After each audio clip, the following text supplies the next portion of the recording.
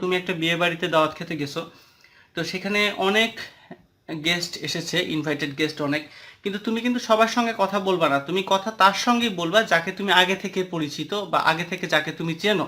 সেক্ষেত্রে আমার অপারেটরটা হচ্ছে ডিডিএক্স, এই ডিডিএক্স গেল বিয়ে বাড়িতে, সেখানে দেখতে পাচ্ছে দুইজন লোক আছে, একজন হচ্ছে এক্স স্কোয়ার আর একজন হচ্ছে ওয়াই।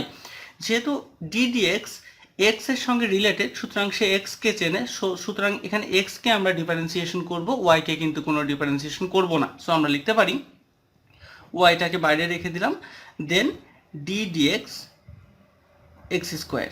তাহলে দেখো, হ্যালো বন্ধুরা, হ্যাপি স্কুলের পক্ষ থেকে সবাইকে অনেক অনেক শুভেচ্ছা। আশা করি আমরা সবাই অনেক ভালো আছি। আজ আমরা পদার্থবিজ্ঞান প্রথম পত্রের দ্বিতীয় চ্যাপ্টার ভেক্টর থেকে খুবই গুরুত্বপূর্ণ একটি টপিক ভেক্টর ক্যালকুলাস, এই টপিকটা নিয়ে আলোচনা করব।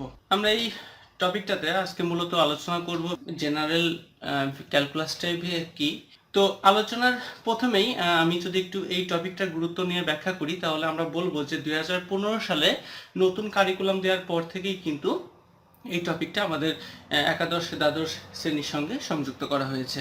সেক্ষেত্রে এখন পর্যন্ত খুবই অল্প কিছু বোর্ডে এই ভেক্টর ক্যালকুলাস টপিক থেকে কিন্তু প্রশ্ন আসতে দেখা গিয়েছে, তবে এটাও ঠিক যে এই টপিকটা কিন্তু প্রত্যেকবারই প্রত্যেকটা বোর্ডের জন্য খুবই গুরুত্বপূর্ণ। কেননা এখন পর্যন্ত যে সমস্ত বোর্ডে এই টপিক থেকে প্রশ্ন আসেনি, সেই সমস্ত বোর্ডগুলোতে যে কোনো মুহূর্তে যে কোনো দিন কিন্তু এই প্রশ্ন থেকে বা এই টপিক থেকে আমাদের প্রশ্ন হতে পারে। তা আমরা যদি একটু প্রথমে এই ক্যালকুলাস নিয়ে একটু আলোচনা করি, তা আমাদের এই অধ্যায়টা পড়তে গেলে একটা সূত্র খুবই গুরুত্বপূর্ণ আছে, সেই সূত্রটি হচ্ছে D dx x power N সমান N x N minus one. এই সূত্রটা আমাদেরকে শিখতে হবে। তা আমরা যদি এই সূত্রটাকে একটু ইলিবারেট করি, মূলত এখানে ডি বাই ডিএক্স এটা হচ্ছে একটা অপারেটর, বলা হয় vector operator, as like as plus minus চিহ্নগুলোর মতোই কিন্তু ডিডিএক্স একটা অপারেটর। এবং এই ডিডিএক্স অপারেটরের সাথে যদি এক্স পাওয়ার এন একটা রাশিকে আমরা ডিফারেন্সিয়েশন করতে চাই, তাহলে আমরা লিখতে পারি N x N minus one.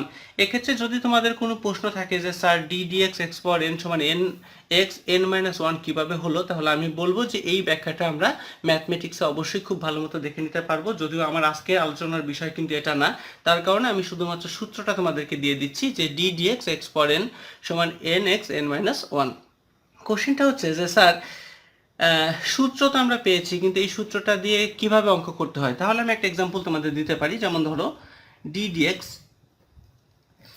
X power four, এটা সমান আমরা কি লিখতে পারি, যেহেতু আমরা দেখতে পাচ্ছি D dx x power N, এখানে এন এর মানটা কিন্তু ফোর, তাহলে আমাদের ফোরটা নিচে নেমে আসবে অ্যাজ লাইক অ্যাজ এটার মতো, দেন এক্স বসবে, আবার ফোর উপরে উঠবে, মাইনাস এক হবে, তাহলে আমরা লিখতে পারি ফোর এক্স কিউ। আচ্ছা, এবার যদি আমরা আরেকটু জটিলভাবে চিন্তা করি, যেমন ধরো আমি লিখলাম d dx x square y, তাহলে কি হবে। এখানে আমাদেরকে মনে রাখতে হবে যে যখন অনেকগুলো চলকের ডিফারেন্সিয়েশন করতে বলা হবে, তখন আমরা খেয়াল করব যে আমাদের অপারেটরটা কোন গোত্রীয়।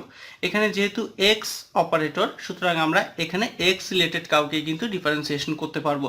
বিষয়টা অনেকটা এরকম যে ধরো তুমি একটা বিয়ে বাড়িতে দাওয়াত খেতে গেছো, তো সেখানে অনেক গেস্ট এসেছে, ইনভাইটেড গেস্ট অনেক, কিন্তু তুমি কিন্তু সবার সঙ্গে কথা বলবা না, তুমি কথা তার সঙ্গেই বলবা যাকে তুমি আগে থেকে পরিচিত বা আগে থেকে যাকে তুমি চেনো।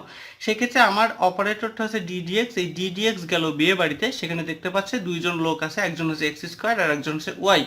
যেহেতু ডিডিএক্স এক্স এর সঙ্গে রিলেটেড, সুতরাং সে এক্স কে চেনে, সুতরাং এখানে এক্স কে আমরা ডিফারেন্সিয়েশন করব, ওয়াই কে কিন্তু কোনো ডিফারেন্সিয়েশন করব না। সো আমরা লিখতে পারি ওয়াইটাকে বাইরে রেখে দিলাম, then d dx x square.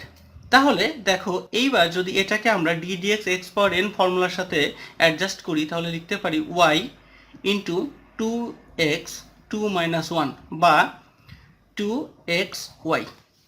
আশা করি আমরা এই বিষয়টা বুঝতে পেরেছি। ওকে, এবার যদি আমাদের আর একটা রাশি এরকম আসে, যেমন ধরো বলা হলো ডি ডিএক্স ওয়াই জেড, খেয়াল করো।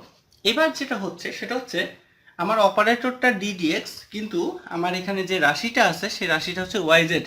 যেহেতু আমি বেড়াতে গেলাম, বেড়াতে যে আমি কাউকেই পরিচিত পেলাম না, তাহলে খুব স্বাভাবিকভাবেই আমি কারোর সঙ্গে হয়তো কথা বলবো না। সেক্ষেত্রে এখানে উত্তরটা হবে কত, জিরো। এবং সেই ক্ষেত্রে এই ওয়াই জেডটাকে কাউন্ট করা হয় অ্যাজ এ কনস্ট্যান্ট বা ধ্রুবক রাশি হিসেবে। এবং এই ক্ষেত্রে বলা যেতে পারে যে যদি কোনো ধ্রুবক সংখ্যাকে বা কোনো ধ্রুব সংখ্যাকে যদি আমরা ডিফারেন্সিয়েশন করি, তাহলে তার মানটা পাবো হচ্ছে শূন্য। ওকে, এখন স্বাভাবিকভাবে প্রশ্ন আসে যে এই সূত্র দিয়ে আমাদের পদার্থবিজ্ঞানে কেমন অঙ্ক আসতে পারে। তাহলে চলো একটা অঙ্ক আমরা দেখে নিই। ভেক্টর ক্যালকুলাস থেকে আমাদের প্রথমেই যে টাইপের অঙ্কগুলো সাধারণত পরীক্ষায় আসতে দেখা যায় সেই অঙ্কগুলোর মধ্যে একটি উদাহরণ আমরা এখানে দিয়েছি, যেখানে বলা হচ্ছে যে কোনো বস্তুর সরণ r = t³ - 2t² + 4t হলে t = 2 সেকেন্ড পর বস্তুর বেগ ও ত্বরণ কত। তো এই অঙ্কগুলো সাধারণত অ্যাডমিশন টেস্টে কিন্তু খুব আসে এবং সেই ক্ষেত্রে অনেক সময় সিকিউতেও আসতে দেখা যায়। তো আমাদের যদি কখনো কোনো বস্তুর সরণের মান দেওয়া থাকে টাইমের রিসপেক্টে, তাহলে আমাদেরকে সেটাকে কিন্তু ডিফারেন্সিয়েশন করে বেগ এবং ত্বরণ বের করতে হবে। তো আমরা সবাই জানি r ভেক্টর সমান t³ - 2t² + 4t, যেটা আমাদের উদ্দীপকে দেওয়া আছে। তাহলে আমরা যদি এটাকে উভয় পাশে ডিফারেন্সিয়েশন করি t এর সাপেক্ষে অর্থাৎ d/dt দিয়ে, তাহলে আমরা কিন্তু এভাবে লিখতে পারি। এবং আমরা সবাই জানি যে dr/dt সমান কি লেখা যায়, বেগ v। সেই ক্ষেত্রে এই পাশে যদি আমি d/dt-টা সবার সঙ্গে গুণ করে দিই, তাহলে লিখতে পারি t³ - 2টাকে বাইরে নিয়ে আসলাম, d/dt t² প্লাস 4কে বাইরে নিয়ে আসলাম, d/dt শুধু t। বিকজ আমরা তো এখানে 2 বা 4 এদেরকে ডিফারেন্সিয়েশন করতে পারবো না, বিকজ আমাদের অপারেটরটা যেহেতু d/dt, তাহলে আমরা t গতীয় রাশিকেই কিন্তু ডিফারেন্সিয়েশন করতে পারবো। সেই ক্ষেত্রে খুব স্বাভাবিক আমাদের যে সূত্রটি আছে d/dx xn সমান nx n-1, এই ফর্মুলা থেকে আমরা লিখতে পারি 3t² - 2 × 2t, এবং d/dt দিয়ে যদি শুধু t কে ডিফারেন্সিয়েশন করা যায় তাহলে তার মান হয় 1, তাহলে আমরা এখানে পাবো হচ্ছে অনলি 4। তাহলে আমি লিখতে পারি 3t² - 4t + 4, এটা কিন্তু আমাদের বেগের রাশিমালা। এই ক্ষেত্রে আমরা যদি এই বেগ থেকে আবার ত্বরণ বের করতে চাই, তাহলে আমরা কিন্তু এটাকে আবার ডিফারেন্সিয়েশন করব। তাহলে আমরা লিখতে পারি d/dt × বেগ v সমান d/dt 3t² - 4t প্লাস কত 4। তাহলে আমরা dv/dt সমান সবাই জানি ত্বরণ a, এবং এখান থেকে আমি যদি d/dt সবার সঙ্গে গুণ করে দিই, তাহলে লিখতে পারি 3টাকে বাইরে নিয়ে আসলাম, d/dt t² minus 4 d/dt × t plus d/dt × কত 4। তাহলে এখানে আমি লিখতে পারি 3 × 2t - 4, এবং d/dt 4 আমরা এখানে দেখতেই পাচ্ছি যে এখানে কিন্তু 4 এর সঙ্গে t গোত্রীয় কোনো রাশি নেই, সুতরাং এটা একটা ধ্রুব মান বা ধ্রুবক মান হিসেবে কাউন্ট হবে, সুতরাং টোটাল মান হবে 0। তাহলে এখান থেকে আমরা পাচ্ছি 6t - কত 4। তাহলে আমাদের প্রশ্নটা ছিল কোনো বস্তুর সরণ r সমান t³ - 2t² + 4t হলে t = 2 সেকেন্ড পর বস্তুর বেগ ও ত্বরণ কত।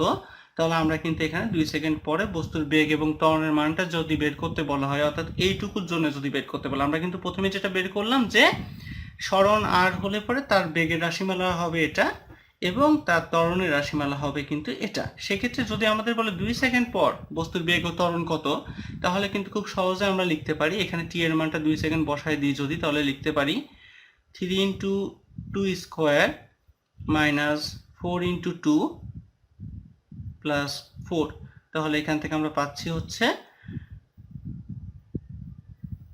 12 - 8 প্লাস 4।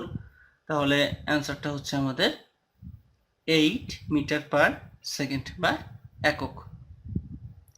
একইভাবে যদি ত্বরণ বের করতে বলে, তাহলে এখানে 6 × 2 - 4 12 - 4 সমান কত 8 মিটার/সেকেন্ড স্কোয়ার বা একক। তাহলে আমরা দেখতে পাচ্ছি যে কোনো বস্তুর সরণের মান যদি আর দেওয়া থাকে, তাহলে 2 সেকেন্ড পর বা t এর যে মানটা থাকবে সেই কয় সেকেন্ড পর বস্তুর বেগ এবং ত্বরণের মানটা কত আমরা কিন্তু বের করতে পারবো। এই ধরনের প্রশ্ন আমাদের মাঝে মাঝে কিন্তু বিভিন্ন পরীক্ষায় আমরা ফেস করি। তো বেসিক্যালি আমাদের ভেক্টর টপিকে ক্যালকুলাস নিয়ে যে আলোচনা ছিল, এটি ছিল তার প্রাথমিক কনসেপ্ট। আমরা যদি এই কনসেপ্টটুকু খুব ভালো করে শিখতে পারি, তাহলে পরবর্তী যে ক্লাসটা আমরা করব সেই ক্লাসে vector gradient, vector curl, vector divergence ইত্যাদি টপিকগুলো কিন্তু খুব ভালোভাবে বুঝতে পারবো। এবং সেক্ষেত্রে অবশ্যই এই ক্লাসটা আমরা যারা খুব ভালোভাবে করব, পরবর্তী ক্লাসটা আমরা কিন্তু খুব সুন্দর করে করতে পারবো। তো আমি খুব তাড়াতাড়ি পরবর্তী ক্লাসটা তোমাদের জন্য আপলোড করব। আশা করি আজকের এই ক্লাসটা তোমাদের অনেক কাজে লাগবে। পরবর্তীতে আরো নতুন নতুন ভিডিও আমাদের চ্যানেলে আমরা আপলোড করব এবং আশা করি তোমরা সবাই আমাদের সঙ্গে থাকবে। আজকের মতো এখানেই ক্লাসটি শেষ করছি। আগামীতে আমরা ভেক্টরের দ্বিতীয় পর্ব নিয়ে খুব শীঘ্রই তোমাদের সঙ্গে আরো একটি ক্লাস আপলোড করব। ধন্যবাদ সবাইকে।